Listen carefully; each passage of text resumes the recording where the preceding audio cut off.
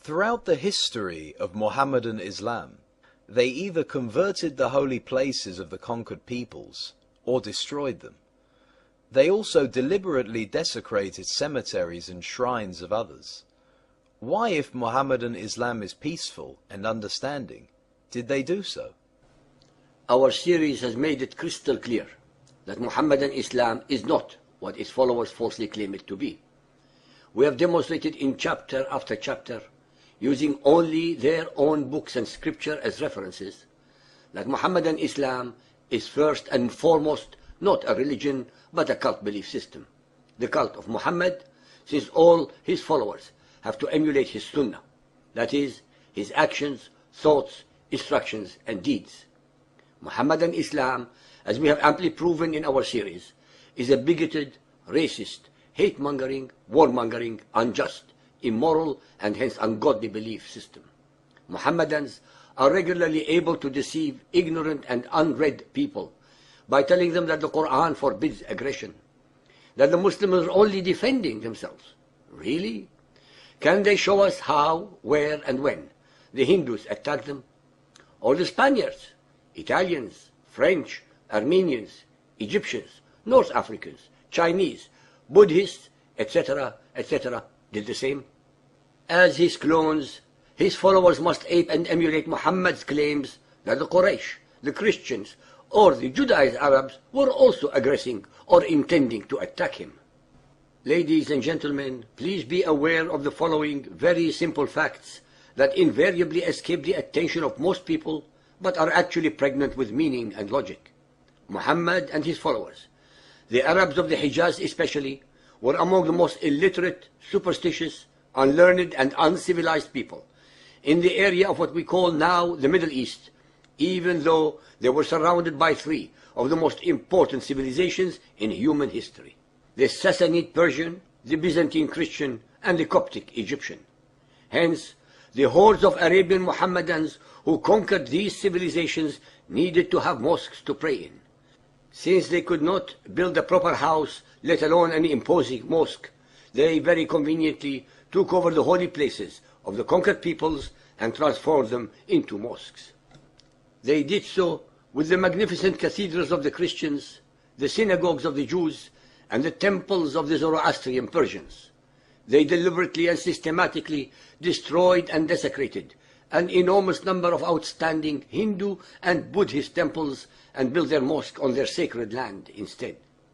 The reason why, after looting the enormous wealth of the Hindu and Buddhist temples, they demolished them should be simple to understand. These temples harbored human and animal figures and sexual displays, all of which are prohibited by Muhammad's joyless, heartless and artless sunnah. It was Muhammad, after all, and as usual, who was the first to start the process of initiating the desecration of graves and graveyards of so-called unbelieving or disbelieving kuffar. Sahih al-Bukhari, Hadith 3.92, narrated by Anas bin Malik. The Prophet came to Medina and ordered a mosque to be built and said, "O Bani Najjar, suggest to me the price of your land." They said, "We do not want its price except from Allah." That is, they wished for a reward from Allah for giving up their land freely. So the Prophet ordered the graves of the pagans to be dug out, and the land to be leveled, and the date palm trees to be cut down. The cut date palms were fixed in the direction of the Qibla of the mosque. So-called believers and unbelievers, I would like to point out to you that in reality, the graves of these pagans actually belong to the deceased fathers and forefathers of the now Islamized Bani Najjar. Nothing whatsoever sacred that does not belong to the Mohammedans cannot and will not be violated and or desecrated by tolerant and peace-loving Mohammedan Muslims, even if it were their own heritage. Muhammad and his Arabian hordes did so 1400 years ago, and we watch with amazement, horror and disgust the gleeful repeat performances by his hate-mongering current followers all over the world, and yet, with an obscene degree of hypocrisy, they complain if someone desecrates the leaves of a Quran. The Dome of the Rock was built by the Arabian Umayyad Caliph Abd al-Malik from 688 to 691 AD. It was not intended to be a mosque, but a shrine for pilgrims.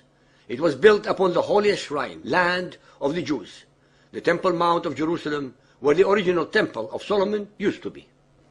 Another of the earliest examples of this kind of sequestration and occupation was in Damascus, Syria, where in 705, once again, the Umayyad Caliph Abd al-Malik took this time the church of St. John from the Christians and had it rebuilt as a mosque.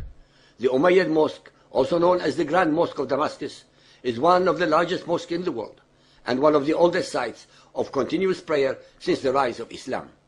A shrine in the mosque is said to contain the head of John the Baptist.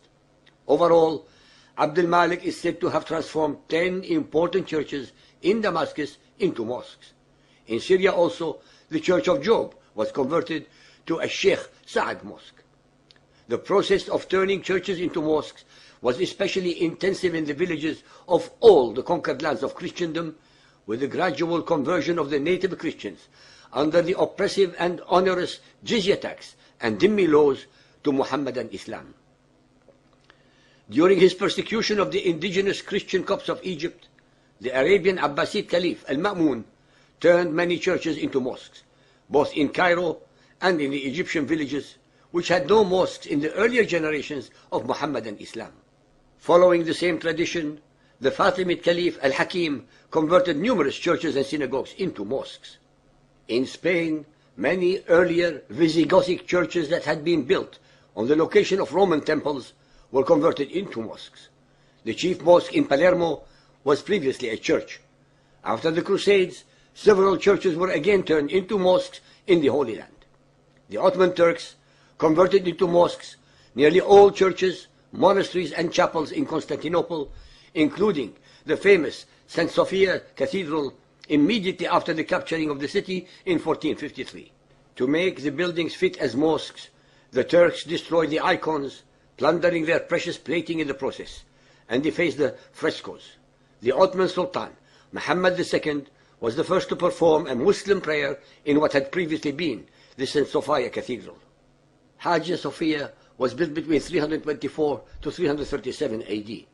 After serving two different religions, 916 years as a church and 477 years as a mosque, in Istanbul, Turkey, it was converted into a museum on Kemal Atatürk's orders. He believed that it should be considered a world heritage and done with its service as a worshipping temple so that people could come and see it. In many instances, mosques were established on the holy places of Jewish or Christian sanctuaries associated with biblical personalities who are also recognized by Muhammad's Quran. This practice was particularly common in the Holy Land. The Caliph Omar laid the foundation of Al-Aqsa Mosque on the Temple Mount, the most sacred site in Judaism. The cave of the patriarchs in Hebron, the second most holy site in Judaism, was converted into a church during the Crusades before being turned into a mosque in 1266 and henceforth banned to Jews and Christians. In 711 AD, Cordoba, as many other Andalusian cities, was conquered by the Moors, and the Visigothic church was converted to a mosque. The large Cordoba mosque was modeled after the one in Damascus and is a real masterpiece. The surrounding neighborhood formed the heart of the city.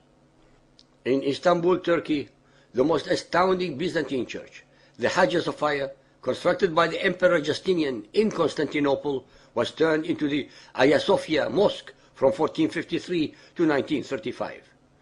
The Cathedral of St. John became the Hirami Ahmad Pasha Mosque in late 16th century. After the Islamic conquest of Persia, Zoroastrian fire temples with their 4 axial arch openings were usually turned into mosques simply by setting a mihrab, a prayer niche, on the place of the arch nearest to the Qibla, the direction of Mecca. This practice is described by numerous Muhammadan sources. Zoroastrian temples converted into mosques in such a manner could be found in Bukhara as well as in other Iranian cities.